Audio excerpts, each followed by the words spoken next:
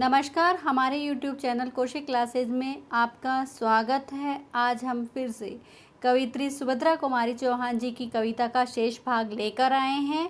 तो चलिए हम शुरू करते हैं। माना मैंने युवा काल का जीवन खूब निराला था। यहाँ पर वो कहना चाह रहे हैं कि मैं मानती हूँ कि जो युवावस्था थी उसका जीवन कैसा था, निराला था, कि बहुत खुशी देने वाला था, लेकिन आकांक्षा पुरुषार्थ ज्ञान का उदय मोहने वाला था। यहाँ पर वो कह रहे हैं कि आकांक्षाएं थी, उसमें बहुत सारी आकांक्षाएं थी, पुरुषार्थ का मतलब प्रयोजन थे, और ज्ञान का उदय होने वाला था, कि बहुत सारी चीज़ें सीखने को मिलने वाली थी। कि किंतु ये झंझट है भारी, युद्ध क्षेत्र संसार बना है। कि यहाँ पर वो कहना चाह रहे हैं कि एक तरह से ये सारी चीज़ें मुझे सीखने वाली थी और उसे मुझे मोहित करने वाली थी, लेकिन ये जो समस्याएं थी, जो संसार की जो समस्या थी, क्योंकि संसार रूपी जो युद्ध क्षेत्र था वो क्या था, हर चीज़ में हर समस्याओं का झंझट सा लग रहा था मुझे, ये परेशानियां सी बनी हुई थी। चिंता के चक्कर में पड़कर जीवन भी है भार बना। और यहाँ पर वो कहने चाह रही हैं कि जैसे जैसे युवावस्था आती गई उसके चक्कर में पड़कर उनका जीवन कैसा हो गया था, भार के समान, एक बोझ के समान लगने लगा। अनेक संकटों, अनेक परेशानियों से स्वयं को घिरा हुआ वो महसूस करती चली जा रही थी। इसीलिए उन्होंने ये कहा कि ये सारी चीज़ें जो युवावस्था में एक तरह से मोहित करने वाली थी, लेकिन ये सारा मुझे उन्हें कैसा लग रहा था, कि अजीब सा लग रहा था, क्योंकि उस समस्याओं के बीच में गिरती चली जा रही थी।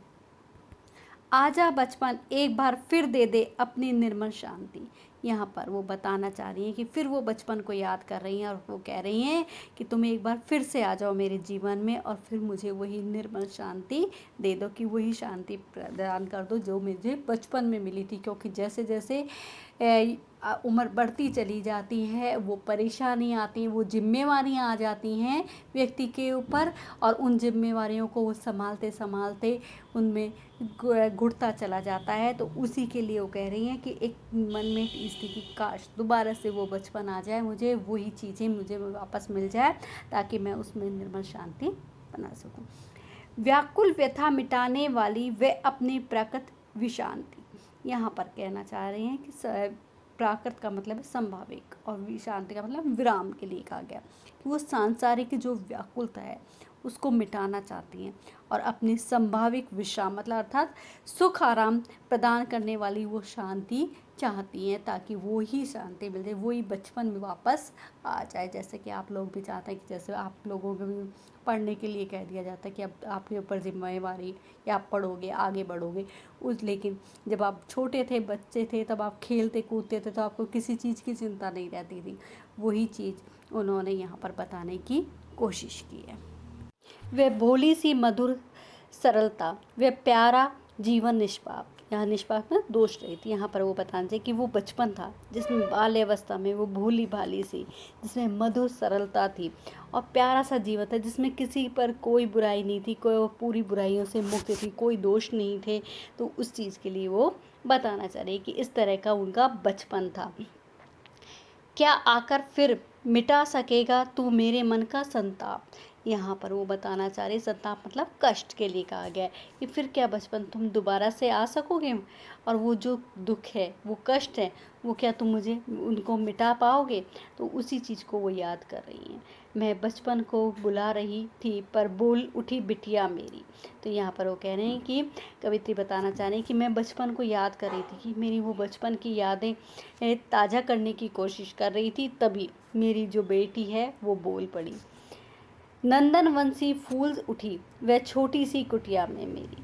तो यहाँ पर वो बताना चाहती हैं कि किस तरह से मेरी जो छोटी सी कुटिया है उसमें नंदन मतलब देवराज इंद्र के उद्यान की बाग की तरह, कि वो एक तरह से खिल उठी, अर्थात वो मधुर खुशियाँ लेकर इस तरह से आई मेरे जीवन में। और उसी को बात को बताते हुए कह रही कि जब मेरी बिटिया का जन्म हुआ तो वो इस तरह से खुशी जाहिर की, क्योंकि वो छोटी सी आवाज़ में, मीठी मीठी आवाज़ में वो बोलती नजर आ रही थी। तो उसमें वो अपना बचपन देखने की कोशिश कर रही थी। माँ ओ कहकर बुला रही थी, मिट्टी खाकर आई थी।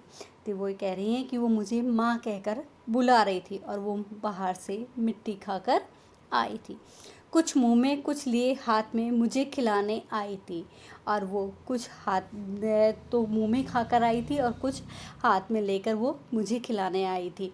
अर्थात वो कहना चाहती हैं जैसे छोटा बच्चा घूमता हुआ आता है, हाथ कुछ मिट्टी मुंह में खा लेता है और हाथ में लेकर आ रहा है, तो उसी को वो बता रही है कि मेरी बेटियां भी इस तरह से आई। पुलक रहे थे अंग, द्रगों में कौतूहल का छलक रहा था। यहाँ पर वो बता रही हैं कि जब वो मिट्टी खा के आई तो अपनी प्रसन्नता को जाहिर कर रही थी, और उसका जो शरीर है वो खुशी के मारे दिखाई दे रहा था। उसका शरीर और आँखों में, द्रगों मतलब नेत्रों में, एक कौतूहल था, एक जिज्ञासा थी, और आश्चर्यचकित होकर भाव से वो झलकता हुआ नजर आ रहा था। मुंह पर थी अधा लालिमा, विजय गर्व का झलक रहा था।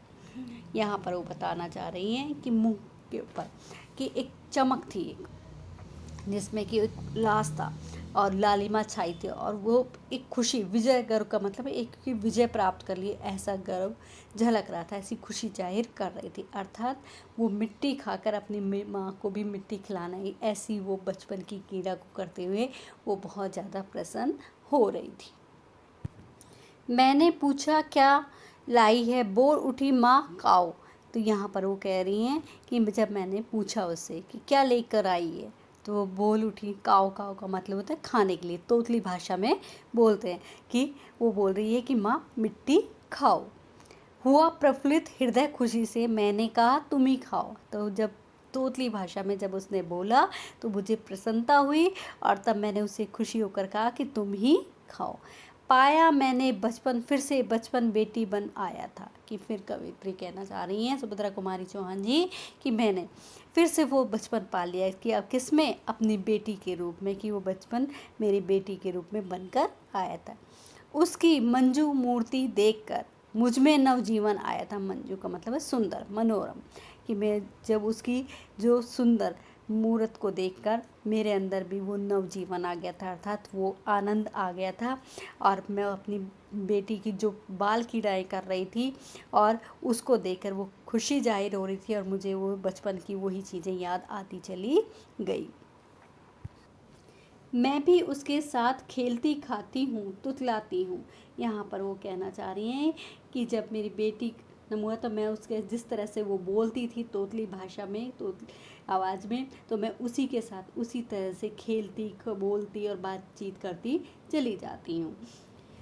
मिलकर उसके साथ स्वयं में मैं बच्ची बन जाती हूँ। कि जिस तरह से वो बता रही हैं कि जिस तरह से बच्ची खेल खेलती थी, अर्थात अपनी बाल क्रीड़ाओं को करती थी, अपना व्यवहार करती, अपना आचरण करती थी, उसी तरह से वो भी उसी के साथ बंधकर वो अपने बचपन को देखती चली जा रही थी और अपने उसी में खोती चली जा रही थी।